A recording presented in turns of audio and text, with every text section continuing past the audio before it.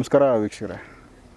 Sir, ಈಗ ಸಾಮಾನ್ಯವಾಗಿ ಈ ಪುರುಷತ್ವಕ್ಕೆ ಸಂಬಂಧಪಟ್ಟಂತೆ ಸಾಕಷ್ಟು ಜನ ಈಗ ಇದೇ ತುಂಬ ದೊಡ್ಡ ಸಮಸ್ಯೆ ಆಗಿದೆ. ಆಸ್ಪತ್ರೆಗಳಲ್ಲೂ ಸಾಕಷ್ಟು ಟ್ರೀಟ್ಮೆಂಟ್ಗಳು ಇದಕ್ಕೆ ಅಂತ ನಡೀತಾ ಇದ್ದಾವೆ. ಆಯುರ್ವೇದದಲ್ಲೂ ಇದಕ್ಕೆ ತುಂಬ ಬೆಸ್ಟ್ ಮೆಡಿಸನ್ಗಳಿದ್ದಾವೆ ಅಂತ ನೀವು ಒಂದಷ್ಟು ನಿಮ್ಮ ಒಂದು ಆಶ್ರಮದಲ್ಲಿ ತೋರಿಸಿದ್ರಿ, ಕೆಲವೊಂದಷ್ಟು ಮೂಲಿಕೆಗಳು ಸ್ಪೆಷಲಿ ಫಾರ್ ಇದು ಪುರುಷತ್ವಕ್ಕೆ ಸಂಬಂಧಪಟ್ಟಂತೆ.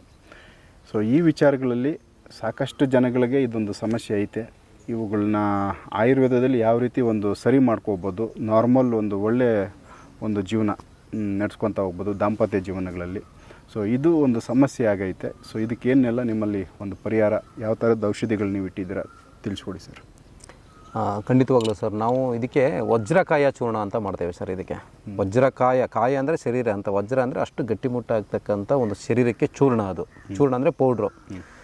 ಸೊ ಅದನ್ನ ನಾವು ಬೆಳಿಗ್ಗೆ ಒಂದು 5 ಗ್ರಾಮು ತಿಂಡಿಯಾಗಿ 1 ಅವರ್ ಆದಮೇಲೆ ತೊಗೋಬೇಕು ಸರ್. ಆಮೇಲೆ ರಾತ್ರಿ ಮಲಗಬೇಕಾದ್ರೆ ಒಂದು ಸರಿ. ಅದ್ರ ಜೊತೆಗೆ ಸ್ವಲ್ಪ ಈ ಒತ್ತಡ ಕಡಿಮೆ ಆಗೋಕ್ಕೆ ಸ್ವಲ್ಪ ಒಂದು ನಾಸಲ್ ಡ್ರಾಪ್ ಇರುತ್ತೆ. ಜೊತೆಗೆ ನಿಮಗೆ ಇಷ್ಟು ಸಾಕು ಸರ್, ಇದು ಔಷಧಿ ಅಂತ ಹೋದರೆ. ಸೊ ಅದು ಬಿಟ್ಟು ಏನು ಮಾಡಬೇಕಂದ್ರೆ ಸರ್, ನಾವು ಭಾಳ ಮುಖ್ಯವಾಗಿ ಈ ಮನೆಯಲ್ಲಿ ನ್ಯೂಟ್ರಿಷಿಯನ್ ಫುಡ್ ತಿನ್ಬೇಕು ನಾವು. ಸುಮಾರು ಹಲವಾರು ಸಂಚಿಕೆಗಳಲ್ಲಿ ನಾನು ಹೇಳಿದಾಗೆ ನಿಮಗೆ ಆಹಾರವೇ ಔಷಧಿ ಅಂತ ಹೇಳ್ತೇವೆ. ಅಂದರೆ ನಾವು ಭಾರತೀಯರು ಏನು ಊಟ ಮಾಡ್ತೀವಿ ಇವತ್ತು, ರಾಗಿಯಿಂದ ಅಪ್ ಟು ನಾವು ತುಪ್ಪವರೆಗೆ ಯಾವುದೇ ತಿಂದರೂ ಅದು ಔಷಧಿ. ಸೊ ಹೀಗಾಗಿ ಆ ಔಷಧಿಯನ್ನು ನಾವು ಸರಿಯಾದ ಪ್ರಮಾಣದಲ್ಲಿ ಸರಿಯಾದ ಸಮಯಕ್ಕೆ ತಗೊಂಡು ಸರಿಯಾದ ರೀತಿ ಜೀರ್ಣ ಮಾಡ್ಕೋಬೇಕು. ಯಾಕಂದರೆ ನಮ್ಮ ಶರೀರಕ್ಕೆ ನಾವು ಊಟ ಮಾಡಿದ ಆಹಾರದಿಂದ ಸಪ್ತಧಾತುಗಳು ಉತ್ಪತ್ತಿ ಆಗ್ತೇವೆ ಅಂತ ಹೇಳ್ತೀವಿ. ಸಪ್ತಧಾತುಗಳಂದರೆ ನಾವು ಊಟ ಮಾಡಿದ್ಮೇಲೆ ಸರ್ ಕನಿಷ್ಠ ಪಕ್ಷ 1 ಗಂಟೆ ಆದಮೇಲೆ ನೀರು ಕುಡಿತೀವಲ್ವ. ಸೊ ನೀರು ಕುಡಿದಾಗ ಏನಾಗುತ್ತೆ, ಅದು ಜೀರ್ಣ ಆಗಿರುವಂಥ ಆಹಾರ ಪೇಸ್ಟ್ ಥರ ಆಗಿರುತ್ತೆ. ನೀರು ಕುಡಿದಾಗ ಅದು ರಸವಾಗಿ ಕನ್ವರ್ಟ್ ಆಗುತ್ತೆ, ಲಿಕ್ವಿಡ್ ಆಗುತ್ತೆ. ಲಿಕ್ವಿಡಿಂದ ನಿಮಗೆ ರಕ್ತ ಉತ್ಪತ್ತಿ ಆಗುತ್ತೆ. ಅಂದರೆ ರಸದಿಂದ ರಕ್ತ, ರಕ್ತದಿಂದ ಮಾಂಸ, ಮಾಂಸದಿಂದ ಮೇದ್ಯದಿಂದ ಮೂಳೆಯಿಂದ ಮಜ್ಜೆಯಿಂದ ಶುಕ್ರ. ಅಂದರೆ ಈ ಶುಕ್ರಾಣುಗಳು ಅಥವಾ ವೀರ್ಯಾಣುಗಳು ಉತ್ಪತ್ತಿ ಆಗಬೇಕಂದ್ರೆ ನಮ್ಮದು ಈ ಸಪ್ತಧಾತುಗಳ ಕ್ರಿಯೆ ತುಂಬ ಚೆನ್ನಾಗಿ ನಡಿಬೇಕು. ಮತ್ತು ನಡಿಬೇಕು ಅಂದರೆ ನಮಗೆ ಜೀರ್ಣಕ್ರಿಯೆ ಚೆನ್ನಾಗಿಟ್ಕೊಂಡು ಸರಿಯಾದ ಪೋಷಕಾಂಶ ಭರಿತವಾದಂಥ ಆಹಾರ ತಿನ್ನಬೇಕು. ಧಾತುಗಳು ಜಾಸ್ತಿ ಇರೋದಂತ ಹೇಳ್ತೇವೆ ನಾವು. ಇದು ಒಂದು ಭಾಗಕ್ಕೆ ನಾವು ಸರಿ ಮಾಡ್ಕೊಳ್ಳುವಂಥದ್ದು. ಇನ್ನು ಕೆಲವ್ರಿಗೆ ಏನಾಗಿರುತ್ತೆ, ಸಕ್ಕರೆ ಕಾಯಿಲೆ ಬಂದು ಆಲ್ರೆಡಿ ನಮಗೆ ಯೂರಿನಲ್ಲಿ ನೊರೆ ಹೋಗುವಂಥದ್ದು, ಆಮೇಲೆ ಇದು ವಿಟಮಿನ್ಸು ಪ್ರೋಟೀನ್ಸ್ ಹೋಗುವಂಥದ್ದು, ಆ ಥರದ ತೊಂದರೆ ಇರುತ್ತಲ್ವ. ಅವ್ರಿಗೆ ನರಗಳು ವೀಕ್ನೆಸ್ ಇರುತ್ತೆ. ಸೊ ಅವ್ರಿಗೂ ಕೂಡ ಈ ಸಕ್ಕರೆ ಕಾಯಿಲೆಗೆ ಚಿಕಿತ್ಸೆ ಮಾಡ್ತಾ ಈ ಒಂದು ವಜ್ರಕಾಯ ಚೂರ್ಣವನ್ನು ತಗೋಬೋದು. ಇದು ಒಂದು ಭಾಗ. ಎರಡನೇ ದಿನ ಕೆಲವು ದುಶ್ಚಟಗಳಿಂದ ಈ ಒಂದು ನಪುಂಸಕತೆ ಸ್ಟಾರ್ಟ್ ಆಗಿರುತ್ತೆ. ಅಂದರೆ ನಿಮರುಕೆ ದೌರ್ಬಲ್ಯ ಆಗಿರ್ಬೋದು, ಅಥವಾ ಕೆಲವರಿಗೆ ಈ ಶೀಘ್ರಸ್ಖಲನ ಅಂತ ಹೇಳ್ತೀವಿ ಅದಾಗಿರ್ಬೋದು. ಕೆಲವರಿಗೆ ವೀರ್ಯಾಣುಗಳ ಸಂಖ್ಯೆ ಕಡಿಮೆ ಆಗಿರುತ್ತೆ. ಇನ್ನು ಕೆಲವರಿಗೆ ಆಸಕ್ತಿನೇ ಇರೋದಿಲ್ಲ ಈ ನಾವು ದಾಂಪತ್ಯ ಜೀವನ ನಡೆಸೋಕ್ಕೆ. ಅಂಥವ್ರಿಗೆಲ್ಲ ಏನು ಮಾಡಬೇಕು ಅಂದರೆ ಭಾಳ ಮುಖ್ಯವಾಗಿ ನಾವು ಈ ಔಷಧಿಗಳನ್ನು ತಗೊಳ್ಳೋದ್ರ ಜೊತೆಗೆ ಗಂಡ ಹೆಂಡತಿ ಅವರು ಒಟ್ಟೊಟ್ಟಿಗೆ ಇರೋದು ಕೂಡ ಒಂದು ಅಭ್ಯಾಸನೂ ಕೂಡ ಒಂದು ಈ ಕ್ರಿಯೆಗೆ ಪ್ರಚೋದನೆ ಕೊಡ್ತದೆ.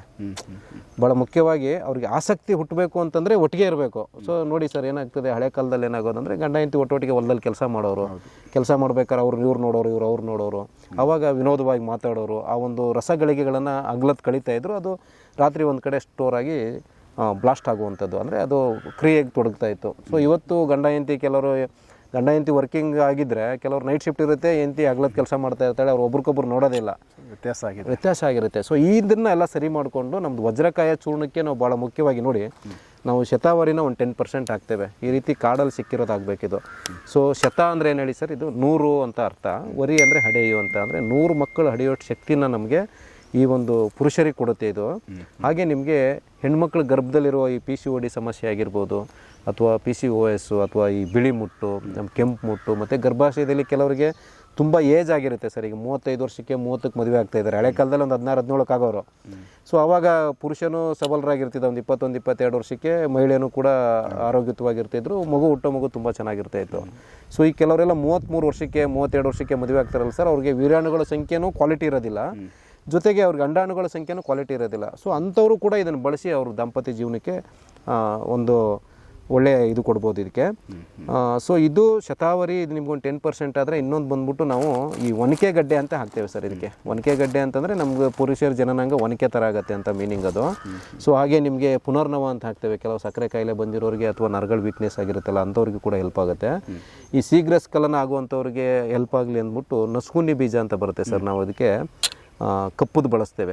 ನಾಟಿ ಸಿಗ್ತದೆ ನಮ್ಮ ರೈತರುಗಳ ಹತ್ರ ಕಲೆಕ್ಟ್ ಮಾಡಿರೋದು. ಹಾಗೆ ಭಾಳ ಮುಖ್ಯವಾಗಿ ನಾವು ಇದಕ್ಕೆ ಅಶ್ವಗಂಧ ಅಂತ ಹಿರೇಮದ್ದಿನ ಗಿಡ ಅಂತ ಹೇಳ್ತಾರೆ ಸರ್. ಈಗ ನಮಗೆ ಮಾರ್ಕೆಟ್ಗಳಲ್ಲಿ ಸಿಗೋದು ಶುದ್ಧಿಯಾಗಿರೋದಿಲ್ಲ ಸರ್. ಅದು ಆ್ಯಕ್ಚುಲಿ ಶುದ್ಧಿ ಮಾಡಬೇಕಂದ್ರೆ ಅದಕ್ಕೊಂದು ಪದ್ಧತಿ ಇದೆ. ನಾವು ಅಶ್ವಗಂಧದ ಬೇರನ್ನ ಒಂದು ಅಟ್ಲೀಸ್ಟ್ ಒಂದು 2-3 ಸಾರಿ ಯಾರು ನಾಟಿ ಹಸು ಹಾಲಲ್ಲಿ ಹಾಕ್ಬಿಟ್ಟು ಕುದಿಸಿ ನಾವು ಒಣಗಿಸ್ಕೊಂಡ್ರೆ ತುಂಬ ಚೆನ್ನಾಗಿರುತ್ತೆ ಮತ್ತು ಅದು ಮೆಡಿಸಿನಲ್ ಪ್ರಾಪರ್ಟಿ ಜಾಸ್ತಿ ಆಗಿರುತ್ತೆ.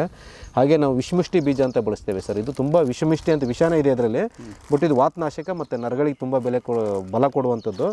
ಇದನ್ನ ನಾವು ಶುದ್ಧಿ ಮಾಡೇ ಬಳಸಬೇಕು. ಯಾರೂ ಕೂಡ ಹಾಗೆ ಬಳಸಂಗಿಲ್ಲ. ಇದು ಗೋಮೂತ್ರದಲ್ಲೆಲ್ಲ ಹಾಕಿ ತುಪ್ಪದಲ್ಲೆಲ್ಲ ಹುರಿದು ಮಾಡಬೇಕು. ಇದು ಸಾಮಾನ್ಯರಿಗೆ ಮಾಡ್ಕೊಳ್ಳೋಕ್ಕಾಗೋದಿಲ್ಲ. ಸೊ ಹಾಗೆ ನಿಮಗೆ ಸಫೇದ್ ಮುಸ್ಲಿ ಅಂತ ಬರುತ್ತೆ, ನೀವು ಬಹುಶಃ ಕೇಳಿರ್ತೀರಿ. ಆಮೇಲೆ ನಿಮಗೆ ಜಾಕಾಯಿ, ಲವಂಗ, ಚಕ್ಕೆದಲ್ಲೂ ನಿಮಗೆ ಗುಡ್ ಕ್ವಾಲಿಟಿ ಅಂತ ಇರುತ್ತೆ, ನಿಮಗೆ ಅದು ರೌಂಡಿಗಿರುತ್ತೆ. ಸೊ ಅದನ್ನು ಬಳಸಬೇಕು. ಸೊ ಈ ಥರ ಸುಮಾರು ಒಂದು 12 ಥರದ ಗಿಡಮೂಲಿಕೆಗಳನ್ನು ಹಾಕಿ ನಾವೇನು ಮಾಡ್ತೇವೆ ಅಂದರೆ ಸರ್, ಒಂದು ವಜ್ರಕಾಯ ಚೂರ್ಣ ಅಂತ ಮಾಡ್ತೇವೆ. ಶತಾವರಿ ಬೇರು, ಪುರುಷರತ್ನ, ವೀರ್ಯಬೀಜ, ಹಂದಿಗಡ್ಡೆ ಅಂತ ಹಾಕ್ತೇವೆ. ಇನ್ನೊಂದು ಇದಕ್ಕೆ ಕುದುರೆಗಡ್ಡೆ ಅಂತ ಹಾಕ್ತೇವೆ. ಆಮೇಲೆ ನಿಮಗೆ ಒನಕೆಗಡ್ಡೆ. ಈ ಥರದ ಗಡ್ಡೆಗಳನ್ನು ಅಂದರೆ ಭೂಮಿ ಒಳಗಡೆ ಬೆರೀತಕ್ಕಂಥ ಬೇರುಗಳನ್ನು ಹಾಕಿದಾಗ ಏನಾಗುತ್ತೆ ಸರ್, ಅದರಲ್ಲಿ ಖನಿಜಾಂಶಗಳು, ನಾವು ಕನ್ನಡದಲ್ಲಿ ಧಾತು ಅಂತ ಹೇಳ್ತೀವಿ.